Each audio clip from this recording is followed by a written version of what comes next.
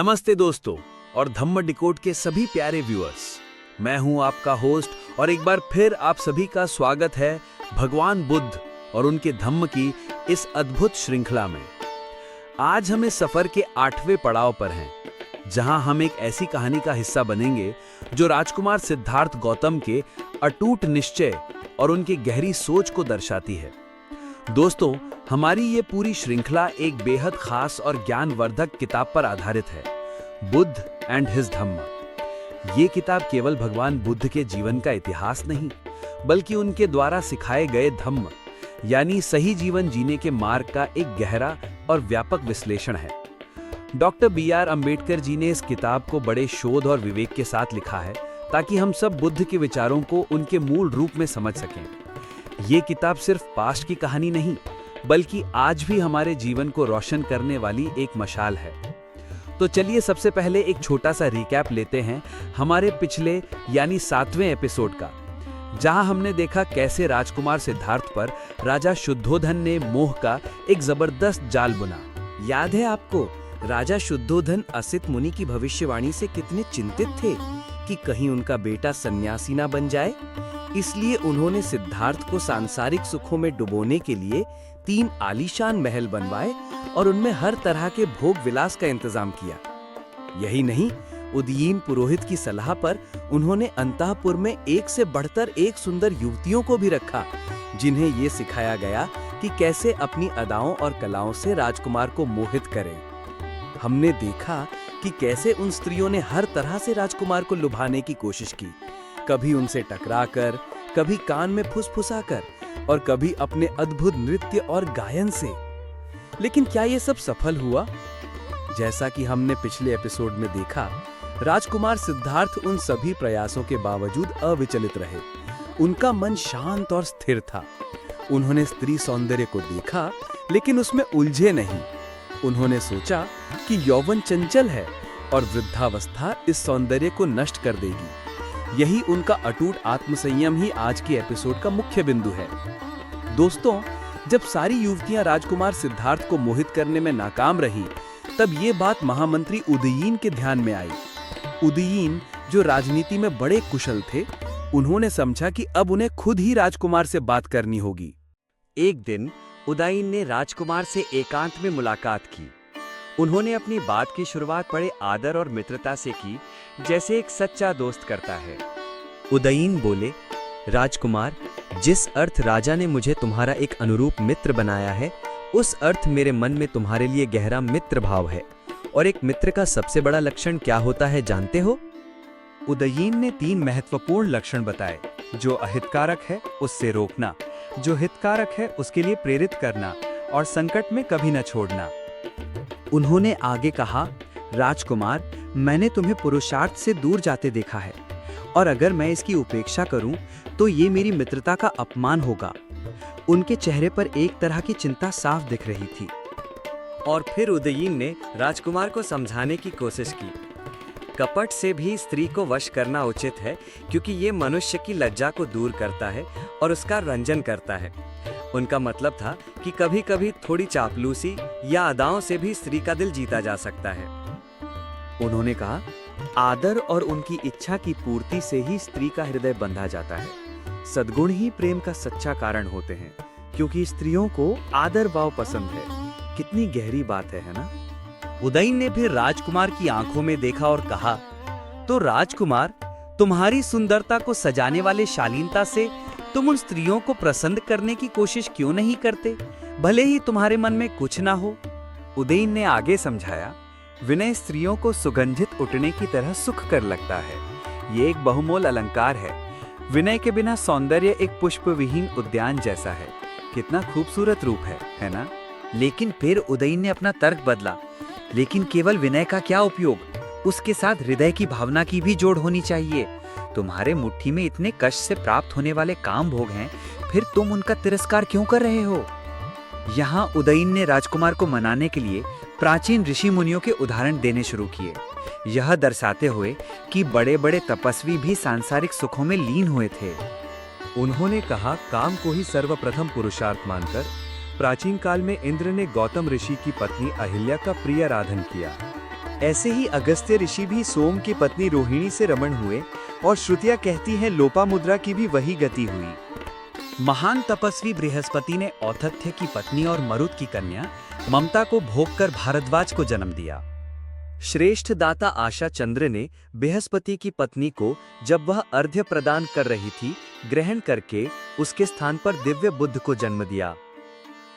ऐसे ही प्राचीन काल में विषयासक्त हुए पराशर ऋषि ने भी यमुना नदी के किनारे वरुण के बेटे की बेटी कुमारी काली से सहवास किया। कामातुर वशिष्ठ ऋषि ने अक्षमाला नाम की एक नीचली जाति की हीन स्त्री से रत होकर कपिंगलाड नाम के पुत्र को जन्म दिया। और वार्धक्य से गलित गात्र होने पर भी राजर्षि ययाति चैत्र रथ वन में विश्वाकी अप्सरा के साथ रमण हुए और पत्नी से संभोग करने से अपनी मृत्यु का ज्ञान होते हुए भी कौरव नरेश पांडु माद्री के सौंदर्य गुण पर मुग्ध होकर विषय सुख के अधीन हुए। उदयन ने इन सब उदाहरणों के साथ अपनी बात समाप्त की। इन जैसे अनेक महान पुरुषों ने सुख के लिए निंदनीय कामोपभोग का सहारा लिया, तो फिर जो भोग प्रशंसनीय हैं, उनका उपयोग करना कितना सुखद होगा।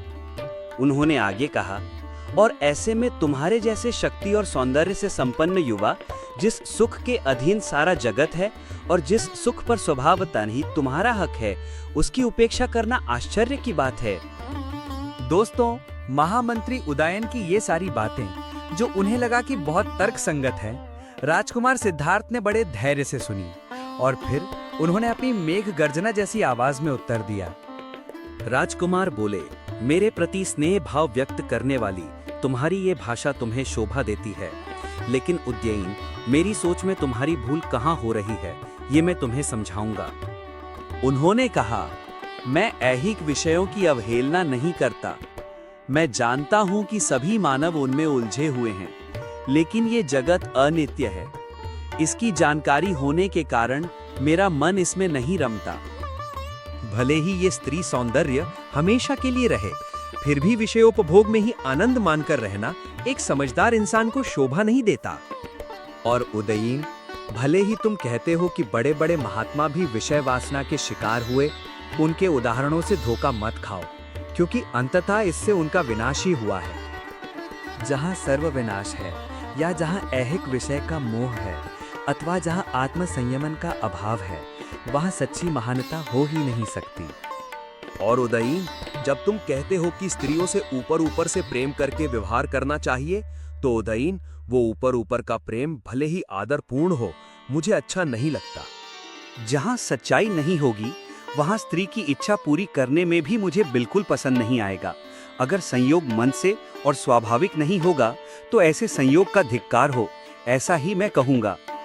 मन यदि विषय अधीन हो, मिथ्यात्व पर विश्वास करने वाला हो, विषय वस्तुओं के दोष न देखने वाला हो, तो फिर ऐसी वंचना करने में क्या अर्थ है। और अगर विषय वासना के बली अगर एक दूसरे को फंसाने की चाल करने लगे, तो वो पुरुष और वो स्त्रियां एक दूसरे को देखने के लायक भी नहीं है। ऐसे ही है ना? इसलिए उदयन, मुझे यकीन है कि तुम मुझे ऐसे नीच विषय भोग के कुमार्ग पर नहीं ले जाओगे। दोस्तों, राजकुमार सिद्धार्थ के इन दृढ़ शब्दों ने महामंत्री उदयन को निरुत्तर कर दिया। उदयन ने पूरी कहानी उनके पिता राजा शुद्धोधन को सुनाई। जब राजा शुद्धोधन को पता चला कि उनके बेटे का मन सभी तरह के भोग विलास से पूरी तरह विरक्त हो चुका है, तो उन्हें उस पूरी रात नींद नहीं आई। उनका हृदय ऐसे विह्वल हो गया जैसे किसी हाथी के दिल में बाण लग गया हो। राजा शुद्धोधन ने अपने मंत्रियों के साथ बहुत समय तक इस बात पर विचार किया कि राजकुमार सिद्धार्थ को भोगमय जीवन के सुखों की ओर कैसे आकर्षित किया जाए और उन्हें उस जीवन की कलवटनी से कैसे रोका जाए जो वो लेने वाले थे। लेकिन उन्हें अपने पहले के उपायों के अलावा कोई और नया रास्ता नहीं मिला।